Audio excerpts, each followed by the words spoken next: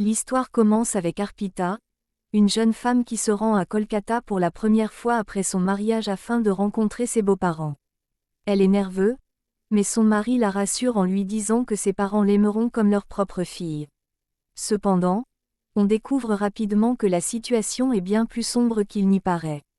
Arpita est enceinte, et son mari, au lieu de l'emmener chez ses parents, la conduit à Sonagachi, le plus grand quartier de prostitution de Kolkata. Il a l'intention de la vendre à une maison close. Arpita est choquée et effrayée, mais elle réalise qu'elle n'a pas d'autre choix que d'accepter son destin. Elle est accueillie par les femmes du bordel, dont certaines lui montrent une certaine compassion, bien que la réalité de leur vie soit dure et impitoyable. Arpita donne naissance à une fille, Pushki, dans le bordel. Malgré les conditions difficiles, elle essaie de protéger sa fille et de lui offrir une vie meilleure. Pushki grandit dans cet environnement, entourée de femmes qui, bien que marginalisées par la société, forment une communauté soudée.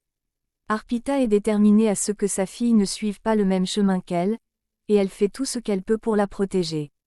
Pushki, bien que jeune, est consciente de la réalité de son environnement. Elle est curieuse et intelligente, mais elle est aussi confrontée à des défis importants. Un jour, elle est presque enlevée par un inconnu, mais elle parvient à s'échapper grâce à sa vigilance. Cet incident rappelle à Arpita à quel point la vie de sa fille est précaire. La vie dans le bordel est marquée par des tensions constantes. Beauty, une des prostituées, est une figure dominante et parfois cruelle. Elle détruit les livres de Shantanu, la meilleure amie de Pushki, ce qui la met en colère. Cependant, malgré ces conflits, il y a aussi des moments de solidarité et de compassion entre les femmes, qui se soutiennent mutuellement dans leur lutte pour survivre. Arpita rêve d'une vie meilleure pour sa fille. Elle espère un jour pouvoir quitter Sonagachi et offrir à Pushki une chance de grandir dans un environnement plus sûr et plus stable. Cependant, elle est consciente que cela sera difficile, voire impossible, dans leur situation actuelle. L'histoire se termine sur une note ambivalente.